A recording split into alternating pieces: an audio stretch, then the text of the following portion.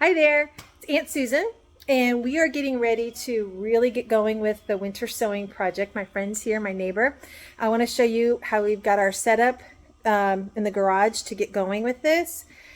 We have already, with our jugs, we've already drilled holes and cut them so they're ready in that way. Haven't labeled anything yet. I think we'll actually end up doing that as we fill them up. So we've got them cut, we've got the holes in the bottom and a little bit on the sides. And I'm going to label 3 ways. I'm going to put a number on them using a garden marker, and then I've got a spreadsheet where I'm going to keep track. So there'll be like a number, this way you can see. So like I'll number on the jug 1, 2, 3, 4, and so on. And then I'll mark that in my spreadsheet what jug things are that I've put them in. And then also I've got some white duct tape. And so we'll put a piece of duct tape, I think somewhere on the bottom, but trying not to cover up the drainage holes. So just a small piece with written on here again with the garden marker, what they are. And then hopefully with it being on the bottom, on the ground, that'll be more protected from weather and that tag won't get junked up, hopefully. And then I also have little tags, and I'll show you those that I've made, like plant tags that'll go inside the container, and I might, depending how this goes, also label inside the jug. We'll see. But I want to have them to where I don't have to end up wondering what is that. So my first round of jugs out here, and we've got a couple kinds of potting soil because I was just trying to find what was most economical and found different sales. But I've got several bags of the Espoma organic, just to try to help with costs a little bit. I also got 1 bag of the Miracle Grow, and then I'll maybe mix those together. And I also have some Biotone starter fertilizer. I'm going to put just a little bit of that in the potting mix to give the plant seedlings, once they germinate, give them a little something to feed off of. My understanding is that they shouldn't need a lot of food because in theory they're going to get taken out of those pots and planted pretty quickly. But I also know with my job in the spring that may or may not be the easiest thing to work out the timing, especially considering this is only about half of what I plan to do. And then I also have some vermiculite. I'm going to sprinkle just a little bit of that on top to help with moisture control. I don't know if that'll be something that we need or not. And then I also want to see, I think I brought it out here. I have set up, I figured out a plan for if I need to use pots. Well, I'll show you that once we actually do that. But basically, I've got a bunch of pots from when I planted things over the past couple years, and I will use those for when I run out of jugs. But I also might just use some anyways when I'm making 2 jugs of the same seed as an experiment to see what works better, because I think the pots actually will be a little less preparation time. So we're getting ready to get started, and I'll see you again when we get a little bit done. Okay, I'm going to try to show you filling a milk jug. It's not rocket science, but basically you take your jug. We've numbered the side of the jug and the bottom. We decided to do that and not try to worry about putting duct tape on the bottom with the name. We're going to trust in my spreadsheet. We'll see if that ends up working out for us or not. And then we put a plant tag inside the container once we put seeds as well. So we've taken our potting mix. We added in some Biotone to give it just a little bit of support for root development initially. Nothing, I didn't measure that. I have no idea if I put enough or too much. I don't think you can put too much Biotone. It shouldn't hurt anything. And I do plan when these get planted to definitely put more of the Biotone. So I'm not super concerned.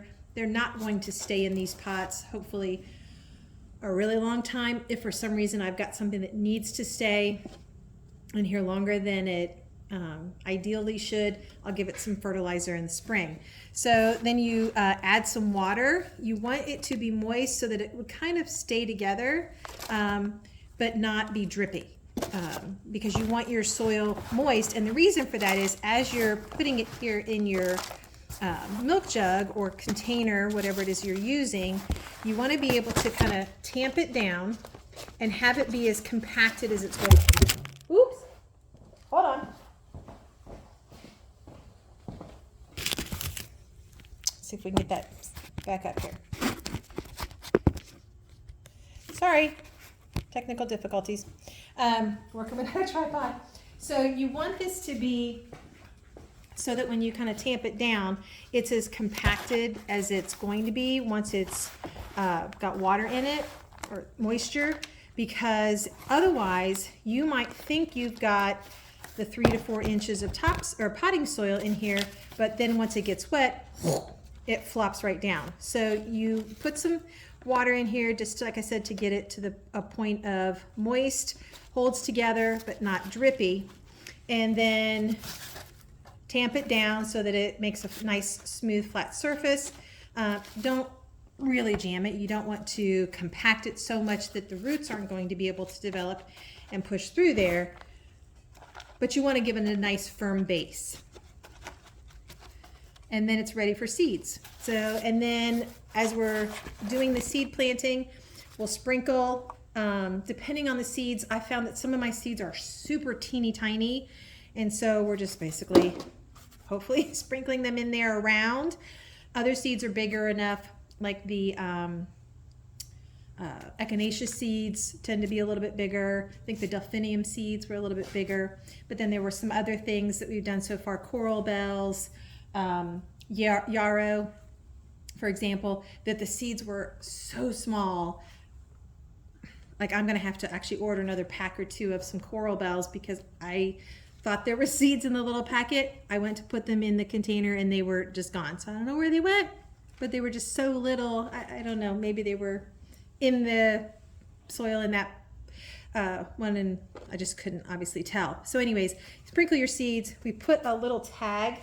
All of my seeds that I'm doing, so like for example, here's one from Baker Creek, has I went ahead of time when my hands were clean, made plant tags like this that are that kind.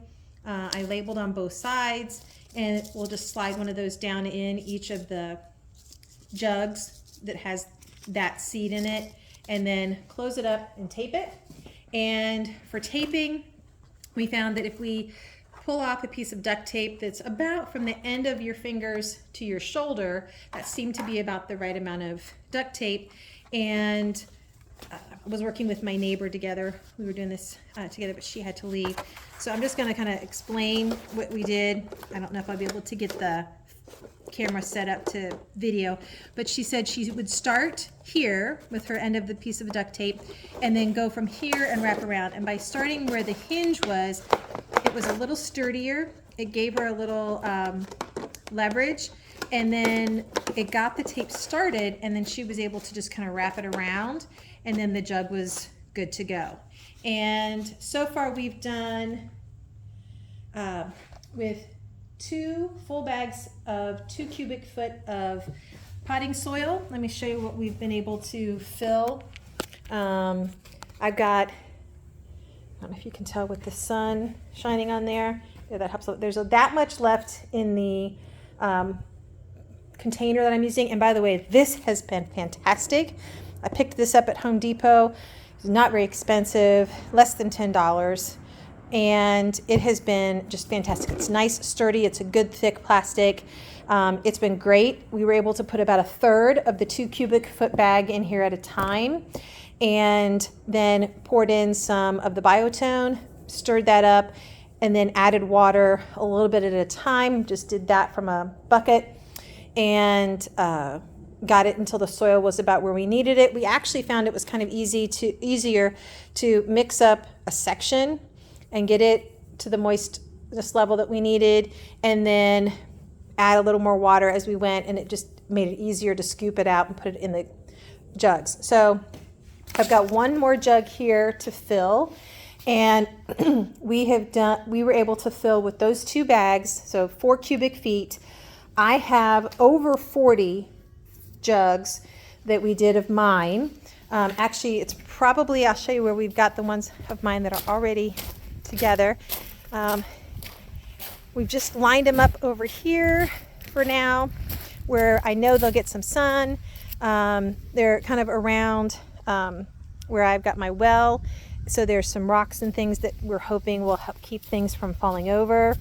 And trying to find the highest number, but I had at least 45 jugs or the equivalent, because I do have also a couple of cups that I've done. And then my neighbor, we did 5 jugs for her along with 5 pots.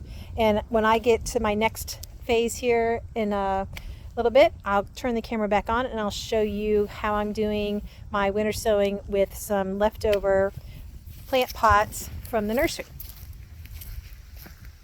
All right, so I'm getting ready to start doing some more seeds using my leftover pots. I have a collection here of some that are white. You can see what brand they were, but I've numbered them on both sides with my garden marker and on the bottom.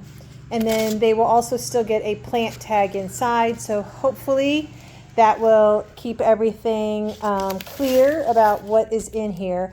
I think because these are a little thinner than the milk jugs, and what I'm going to put over top of them is a trash bag kind of arrangement, and I'll show you that in a little bit. I'm going to put a very thin light of vermiculite on the top of the soil for these, just to help with some moisture retention and insulation while they're waiting to germinate. I don't know if that's a good idea or not. It seems logical to me, but then again, I'm still learning a lot about how to do all this, so we'll see how it goes. It'll be like an experiment. So I'm getting ready to start working on these, and I will check back in with you guys when I get them to a next phase.